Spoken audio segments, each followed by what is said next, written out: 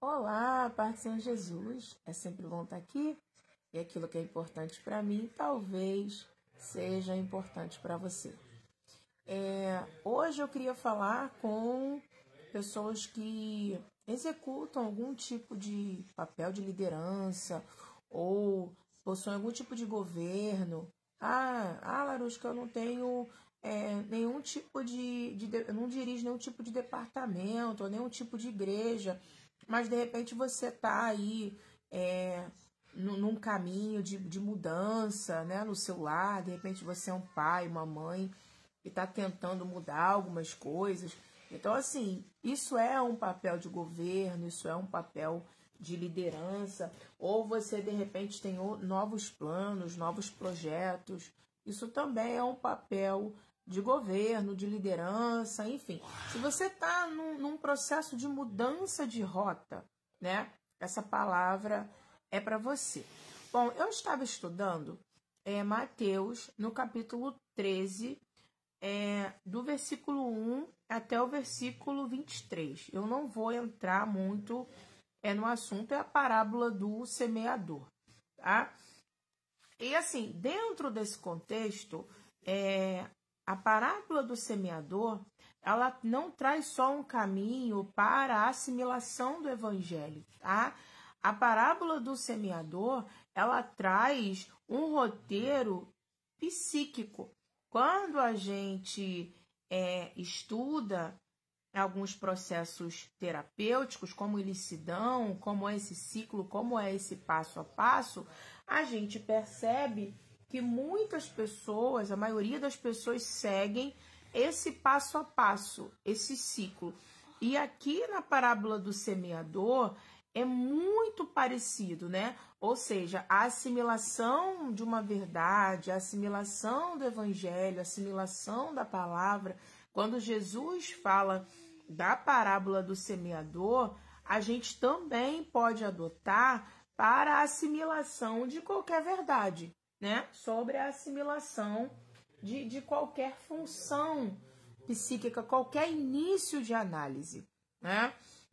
Então, assim, não serve só para a assimilação do evangelho, mas esse esquema que Jesus propõe na parábola do semeador também serve para o passo a passo de alguns andamentos psíquicos, tá certo? Então, eu vou começar.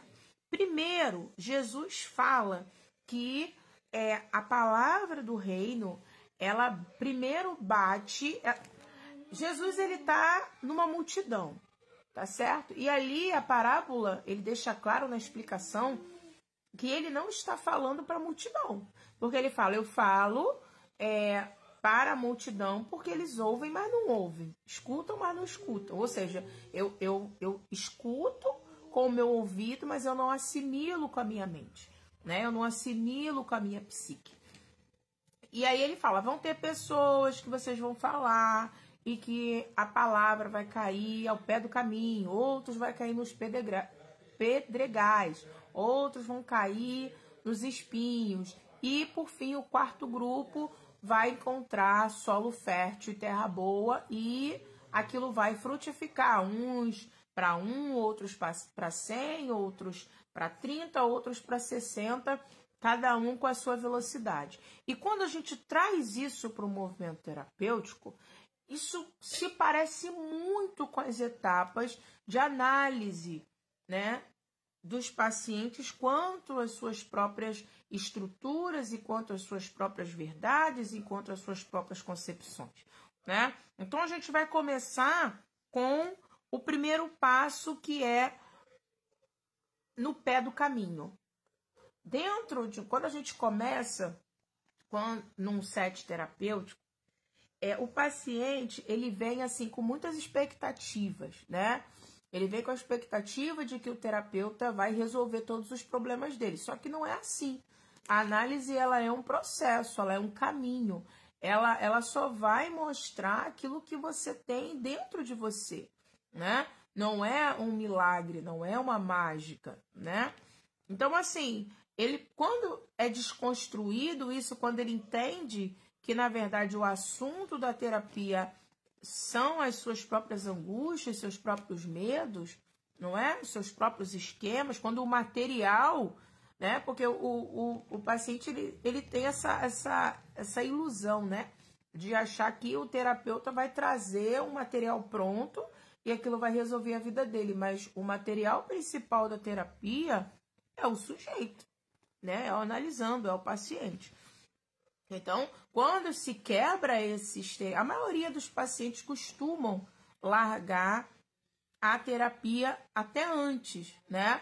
Tipo assim, quando ele percebe que o terapeuta não tem uma varinha de condão, né? Que o terapeuta não é um gênio da lâmpada, ele costuma simplesmente largar a terapia porque não existe caminho prático, rápido.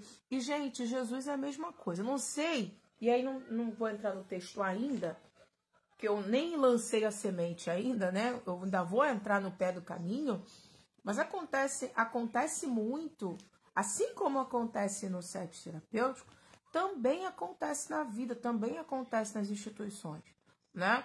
Às vezes você aceitou Jesus, acontece muito, as pessoas ali aceitam Jesus, assumem um compromisso, se emocionam com uma pregação, né? Se emocionam com uma profecia, se emocionam com uma palavra, ou se impressionam com um resultado. Só que quando isso não se faz, né? Quando é um processo, quando é um caminho, quando é uma estrutura, quando é um crescimento interior, a pessoa diz, não era o que eu pensei. Né? Vou dar um exemplo. Vamos supor aí que Deus me prometeu um carro. Então eu vou falar, caramba, glória a Deus, aleluia.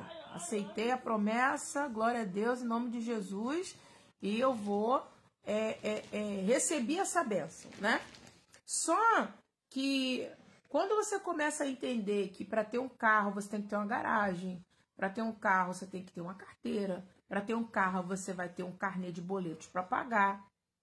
E aí quando você entende que tudo é um processo, se você não tem emprego, você vai ter que arrumar porque você vai ter manutenção de carro para pagar, vai ter que ter combustível de carro para pagar. E aí quando você você vê que o que você quer, o que você deseja, existe um caminho a ser trilhado, a pessoa desiste. Eu acho muito parecido. Porque a pessoa fala, eu quero a minha família restaurada. Deus pode restaurar a sua família? Claro que pode. Mas existe um caminho. Eu acho muito interessante quando Jesus fala, eu sou o caminho. O caminho, ele justamente é isso, é um passo a passo, é o passo no passo, né? É o passo, um passo de cada vez. Então, assim, o evangelho ele não é um porto, né? Jesus, ele diz, eu sou o caminho. Então, assim, Jesus, ele é o processo. E aí, às vezes, quando você confunde Jesus com o porto de chegada e não como o caminho, você se frustra. E é muito parecido com o set terapêutico. Você vai ter saúde mental? Vai. Você vai melhorar quanto pessoa? Vai. Você vai desenvolver habilidades? Vai. Só que isso vai demandar um caminho. Isso vai demandar um processo. Tá certo? Mas, enfim, quando você inicia a sua caminhada com Cristo, né, te é colocado algumas verdades. Ou o encarar de alguns posicionamentos. Quando você você inicia em um set terapêutico, você começa a encarar algumas verdades sobre você mesmo. Você começa a encarar a verdade sobre você mesmo. Acho muito interessante, porque Jesus diz, eu sou a verdade. Em um set terapêutico, você também é a sua verdade. Então, o objeto da terapia é reconhecer e fazer um levantamento e mapeamento das suas verdades, dos seus pensamentos, de como você funciona, quais são os seus esquemas, quais são os seus padrões, né? E aí, quando a gente inicia essa análise que o paciente pula a fase do caramba, não vai ser tão fácil assim, mas eu vou continuar, eu quero me conhecer, eu quero me entender, a gente começa com o primeiro mecanismo de defesa. Começam a brotar de dentro dessa psique os mecanismos de defesa, que são muito parecidos com o que foi proposto aqui por Jesus. O primeiro mecanismo de defesa que aparece em um set terapêutico é muito parecido com... Oi, a paz, Natália! Dentro de um set terapêutico, o primeiro mecanismo de defesa que a gente lida é com o mecanismo de defesa que a gente chama de negação. E o que é a negação? A negação é quando o seu consciente começa a mentir. E eu acho muito interessante porque Jesus fala que, quando ele explica a parábola, ele fala, olha, a verdade, ela ficou no caminho, ficou no pé do caminho, e as aves, né, de rapina, que é o maligno, leva essa semente. E assim, se a gente for comparar, né, a mentira ao diabo, né, a mentira ao maligno, a gente vê que tem todo sentido. Vou te dar um exemplo. Supondo que você tem uma ideia aí na sua igreja e você, como pastor, como líder, você quer implementar uma escola bíblica dominical. Tá? É uma nova ideia. Só que, no momento em que as pessoas entendem assim, eu vou ter que sair mais cedo de casa, eu não acho que é importante, enfim, né? Nem cabe porque, né, a escola bíblica dominical é algo que é tão importante para todo mundo e todo mundo concorda com isso. Mas vamos supor que, quando você vai para um espaço de aprendizagem, como é a escola bíblica dominical, você precisa aceitar que você não sabe tudo. Você precisa aceitar que você tem algo a aprender. Você precisa aceitar que você não sabe tudo sobre a Bíblia, nem tudo sobre Deus, né? E aí, se você tem dificuldades de entender que você não sabe tudo sobre Deus, né? Que você não sabe tudo sobre a Bíblia, que você precisa ir a algum lugar, né, para aprender, e vai ter alguém lá que sabe mais do que você.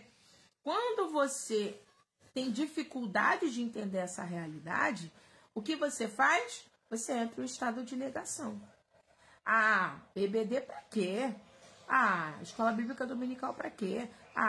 Essa Bíblia é muito chata. Então, olha o que acontece. A tua inconsciência não quer enxergar aquela realidade da necessidade de uma escola bíblica dominical, por exemplo. Só que o fato de encarar que você não sabe tudo te traz algum tipo de sofrimento, talvez causado por uma insegurança.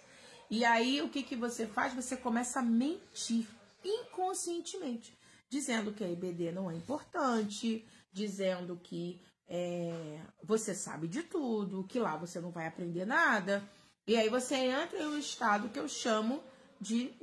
Freud chama de negação. Tá? Vou dar um outro exemplo. Eu tenho uma paciente que ela teve alguns traumas na infância, e lá na infância, por ela não sentir a dor do abandono, ela serve a todo mundo. Então, o que ela entende? Ela entende que se eu servir... Baixa, filha.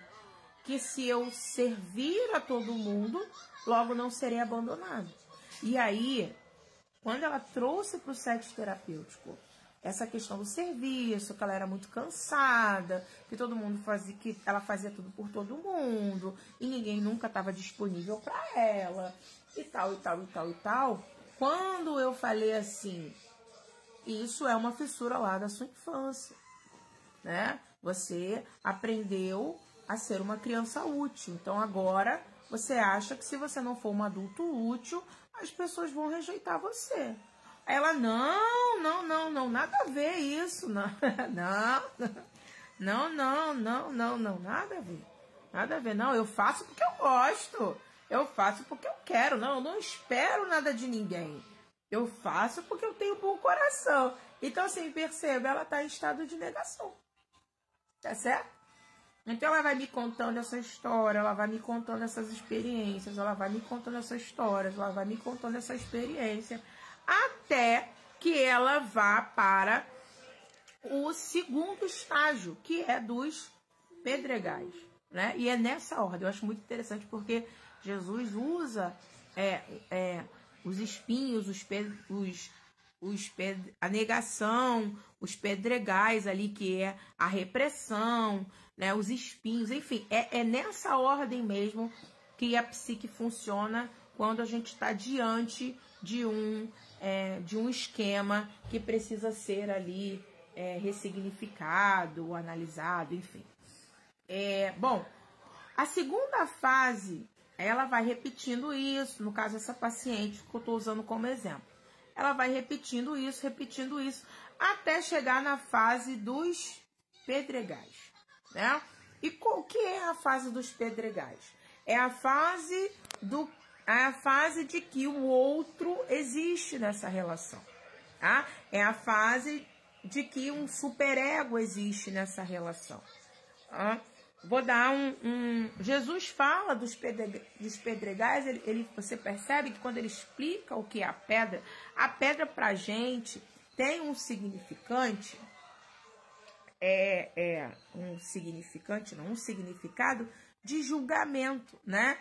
Acho muito interessante porque quando Jesus fala da prostituta, né? Ele fala, aquele que não tiver pecado, que atire a primeira pedra, ou seja, aquele que não está reprimido pelo seu superego, aquele que não está reprimido pelo outro, né, pelo externo, que joga a primeira pedra. Então, o que é a pedra? A pedra, ela é essa parte do eu que me julga, é essa parte do eu que me contém, é essa parte do eu onde permeia-se o que os outros vão pensar, tá certo? E aí eu acho muito interessante porque Jesus usa o mesmo significante de pedra, né? Ele fala o seguinte, existem momentos que você, quando você está de frente de uma realidade, quando você sai da negação, quando você enxerga que isso é... Filha, abaixa, filha. Tá desconcentrando a mamãe. Baixa, amor. Quando você enxerga essa realidade, você agora tem que lidar com o que eu acho que o outro vai pensar, o que eu acho que o outro vai dizer. E aí, essa é a fase do pedregal. Vou dar um exemplo. Vamos lá, pensar aí lá nesse projeto novo que você está vivendo aí, que é a Escola Bíblica Dominical, algum projeto que você esteja implementando na sua igreja. Vou fazer uma Escola Bíblica Dominical, vou implementar um EBD, é muito legal, muito bom, é útil, acho que vai ser legal. Eu vou trazer outras pessoas para dar um estudo, eu vou aprender muito, eu preciso aprender. Tá, legal, saiu da negação, ó que bacana. Só que agora eu vou entrar em um outro estado, que é o estado do pedregal, ou o que Freud chama de repressão, tá? Como funciona a repressão? A repressão, ela é uma verdade constatada, mas que por causa da dor do superego, ela comprime isso e joga para o inconsciente. Ela reprime e joga para o inconsciente. Então, vou dar um exemplo. A escola bíblica é muito legal, organizei tudo e tal, e vamos começar. E aí começa. Será que as pessoas vão gostar? Será que os assuntos que eu vou trazer para a EBD são assuntos relevantes? O que a minha mãe vai pensar? O que meu pai vai pensar? O que os membros vão pensar? O que a comunidade vai pensar? E aí, quando eu começo a ficar tentando entender as expectativas do outro quanto ao meu projeto, aquilo que nasceu no meu coração, isso vai me trazer um estado de ofensa, um estado de dor, um estado de rejeição. Paz, Vera, um estado de dor, um estado de rejeição. um medo. E aí o que eu faço com essa ideia? Eu reprimo. Vou te dar um exemplo. Como é que é a repressão? Como é que funciona mais ou menos a repressão? Eu vou começar a ficar doente nos dias de dar aula na EBD. Eu vou começar a colocar qualquer problema como muito grande para que eu não vá para a EBD. Eu vou começar a ter dores de cabeça quando for os dias da EBD. Então, o que acontece?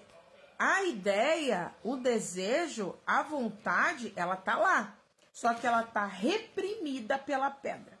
É isso mesmo, é como se fosse você pegasse uma pedra e, pum, jogasse em cima da vontade. Jogasse em cima do desejo e você aperta esse desejo, ele fica lá, contido por essa pedra.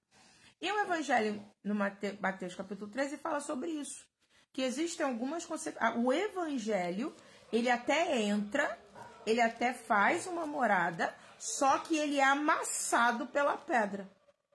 Entende? E lá no set terapêutico, acontece muito. A pessoa encara a verdade, só que quando ela começa a pensar no outro, a pressão desse outro aperta a vontade, reprime o desejo. Vou dar um exemplo dessa minha paciente. Já numa fase posterior, ela começou a se questionar realmente se era possível as pessoas, ela cuidar das pessoas em virtude de um cuidado posterior, porque está fugindo da sensação de abandono, ou seja, ela já saiu da negação. Se ela está pensando na possibilidade disso ser verdade, ela já sai da negação. E ela entra numa outra fase. Que outra fase é essa? A fase da repressão. Se eu deixar de cuidar, como vão lidar comigo? Se eu deixar de fazer o que todo mundo quer, como eu vou ser tratada? E se eu for rejeitada, como eu vou me sentir? Como vão me rejeitar? Como meu marido vai me ver se eu deixar de cuidar dele? Como meu filho vai me ver se eu deixar de pensar nele? Como a minha pastora vai me ver, meu pastor vai me ver se eu deixar de fazer tudo que ele quer, tudo que ela quer? Como eu vou lidar com isso? E aí essa dor dessa rejeição é tão grande, esse medo do que o outro, como o outro vai se posicionar ante a minha mudança de postura, é tão grande que eu prefiro reprimir e deixar para lá. Tá certo? Mas eu acho interessante porque a Bíblia diz que a semente dentro do pedregal, ela brota.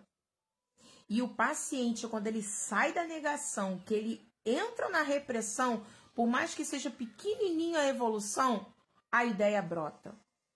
Então, assim, desconfortos que ele não sentia, ele passa a sentir.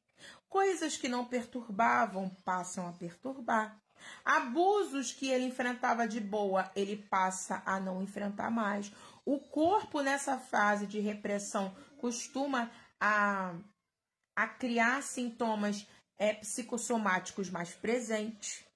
Então, veja que assim como o evangelho brota, mas a pedra sufoca, dentro de um set terapêutico, essa verdade que sai da negação, ela brota.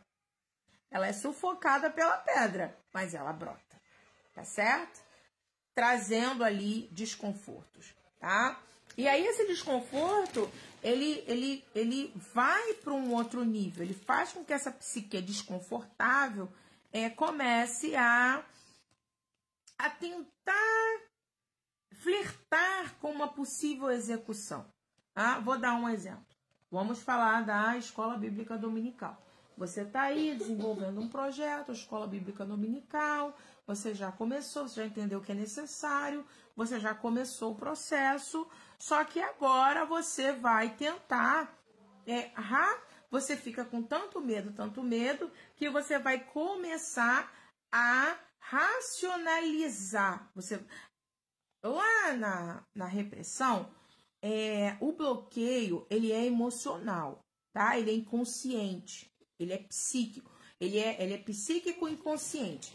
É a vontade jogada lá, empurrada para o inconsciente. Então, você vai ter sintomas psicossomáticos. Sua cabeça vai doer, você vai tremer, a sua mão vai ficar gelada, para que você não execute o desejo, a vontade. Só que aqui nos espinhos, que é a terceira fase da parábola, e que geralmente é a terceira etapa de um desenvolvimento analítico, terapêutico, é tentar racionalizar as coisas. Tá? Então, o que vai acontecer? Você vai começar a ir para um ambiente buscando sinais que são contraditórios ao seu desejo. Que desejo? O desejo de fazer uma EBD, ou o desejo de iniciar uma EBD, ou o desejo de ter a manutenção de uma EBD. Então, como é que é isso? Tá? Você vai para um ambiente, você vai começar a olhar o rosto das pessoas. Você vai começar a olhar a linguagem corporal das pessoas. Você vai começar a olhar o horário que as pessoas chegam. Você vai começar a olhar o empenho durante as aulas. Ou seja, o que você está fazendo? Você está tentando buscar, racionalizar um movimento que você não quer encarar. Qual? De encarar o seu medo de iniciar o seu projeto. Tá? Então, é tipo assim, lá nessa paciente, né? Ela entendeu que ela serve porque ela está fugindo do abandono, ela já saiu da negação, ela mesmo ali com todos os sentimentos psicossomáticos, com todos os sintomas dela, todo o aparato psicossomático, ela começa a ouvir esse eu, ela começa a não fazer as coisas, ela já consegue dizer não, ela já consegue colocar limites, ela já está evoluindo ali, né, no caminho do autoconhecimento, e aí ela vai entrar na terceira fase, que é a da racionalização, onde você separa emoção da razão. Então, o que você vai começar a fazer? E eu acho que isso não está funcionando não, porque o meu marido um dia desse falou comigo com um tom grosso, então eu acho que ele não está gostando. Então, tem que voltar naquela postura, né, de serviçal. E eu acho que meu filho está estranhando, porque ele deu febre. Então, assim, eu acho que é emocional, então eu preciso voltar à minha postura. Só que tudo isso é mecanismo de defesa.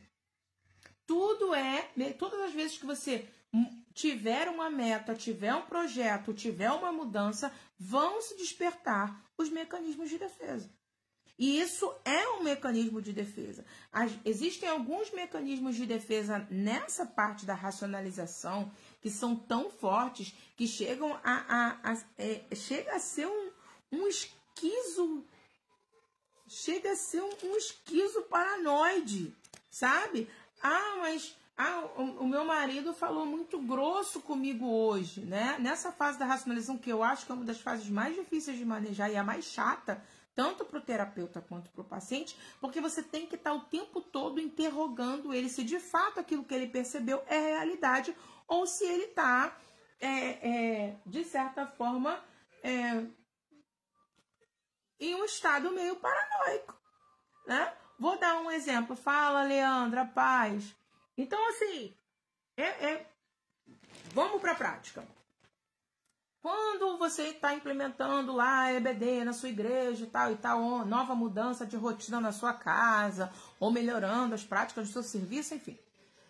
Alguém te olha com cara feia, né? Se você tiver um estado de racionalização, você vai pensar, caramba, a pessoa não está gostando das minhas mudanças.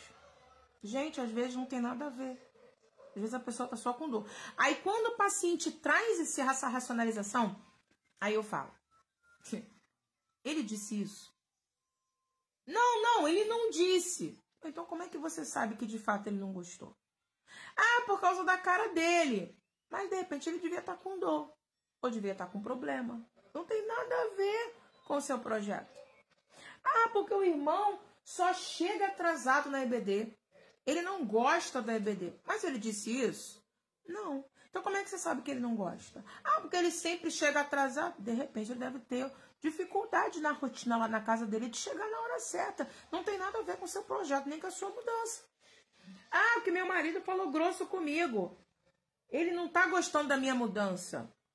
Mas espera aí, ele te disse isso? Não, ele não disse, mas eu sei. Sabe como? Eu conheço ele, tá? Mas você já perguntou para ele por que ele está falando grosso com você, de repente ele pode ter tido um dia difícil no trabalho, não tem nada a ver com você ter mudado a sua postura. Então é o tempo todo tirando o paciente dessa paranoia, o tempo todo tirando ele dessa pseudo-racionalização, entende? Para que ele continue o processo terapêutico. E é muito parecido também com a parábola, quando Jesus fala que essa racionalização é o mundo, né? Quando você volta a sua atenção para as coisas de fora, tentando racionalizar esse processo, né? E ele fala que os espinhos crescem, ou seja, esses pensamentos intrusivos, eles vão crescendo, crescendo, crescendo, essa paranoia vai crescendo, crescendo, crescendo, até o ponto que você não consegue mais dar conta no andamento do seu processo de autoconhecimento, porque os espinhos crescem e sufocam, né, essa concepção de verdade que você tem sobre si mesmo, e aqui, segundo a Bíblia, essas concepções segundo o Evangelho. E, por fim, a quarta etapa é a etapa que a semente cai em um solo fértil. E aí, o que é o solo fértil? O solo fértil é quando você entende os teus processos, você entende os seus esquemas, você entende as suas emoções, tá certo? Aquilo faz sentido para você e aí você decide o que você vai fazer. Dentro do meu novo projeto de iniciar uma EBD na minha igreja, né? Vou dar um exemplo. Viu que eu tenho esse desejo recalcado em mim, né? Vocês notaram aqui que tá recalcado. Mas vamos lá. Eu vou passar pela negação, eu vou fazer, eu tô entendendo que o irmão ali pode estar com uma atitude negativa, mas isso não é relacionado a EBD, relacionado a outras coisas. Eu vou dando andamento às aulas. Eu vou construindo uma rotina de estudo, de escola bíblica dominical, aos domingos, e aí eu vou aprendendo, outros vão aprendendo, eu vou trocando. Aquilo não tem só uma função consciente, mas também tem uma função inconsciente. Então eu gosto de estar lá, me faz bem estar lá. Desperta, a EBD ela não só conversa com a minha razão, ela também conversa com as minhas emoções. Então, uma vez que isso está assimilado pelo meu consciente, pelo meu inconsciente, entra na minha rotina, pronto, está assimilado, está resolvido. Tá certo? Bom, aí eu posso decidir se o projeto é bom, se o projeto não é, se o projeto vale a pena, se não vale, já que eu passei por todos os mecanismos de defesa. Vou dar um exemplo, gente, estou coçando tanto no nariz. Ai, esse frio tá horrível.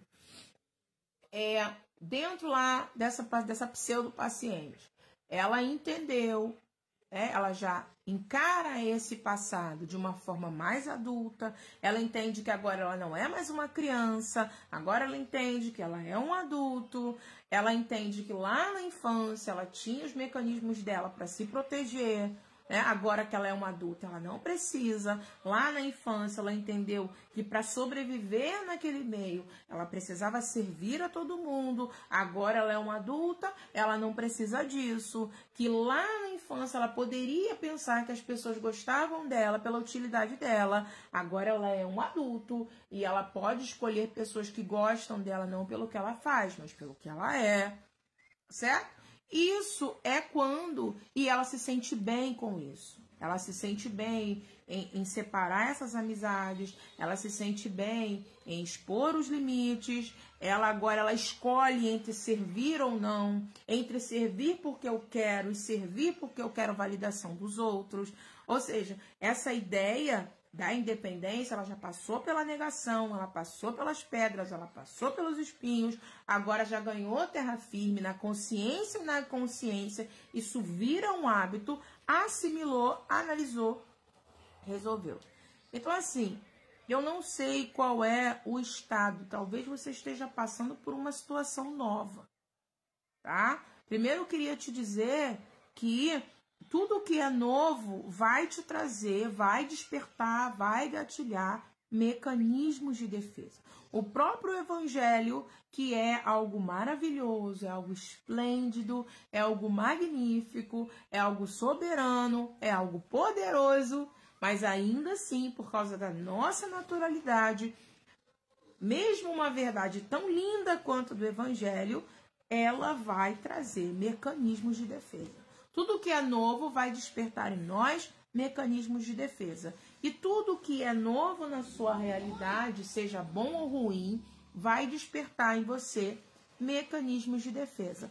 Ou, a princípio, vai despertar uma negação, depois vai despertar uma repressão, depois você vai tentar racionalizar, neurotizar aquela situação, depois você assimila e aí você escolhe se você permanece naquela situação ou não, de uma forma intuitiva, né, que tem a ver com o inconsciente, mas também racional, dentro da perspectiva de vislumbrar uma realidade, né? E é redundante isso que eu vou dizer, mas uma realidade real e não uma realidade paranoica, que é a terceira fase que geralmente a gente constrói quando está saindo, né, desses esquemas desadaptativos. Gente, então é isso. Eu espero que vocês tenham gostado. Lembrando que todo o processo de adaptação e avaliação é de fato um processo,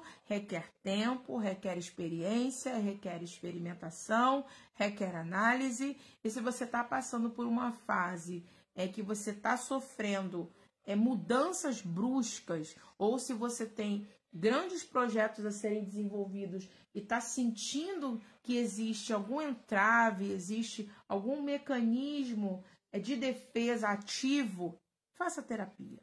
Tá bom, queridos? Então é isso. Beijão. Fiquem com Deus e paz.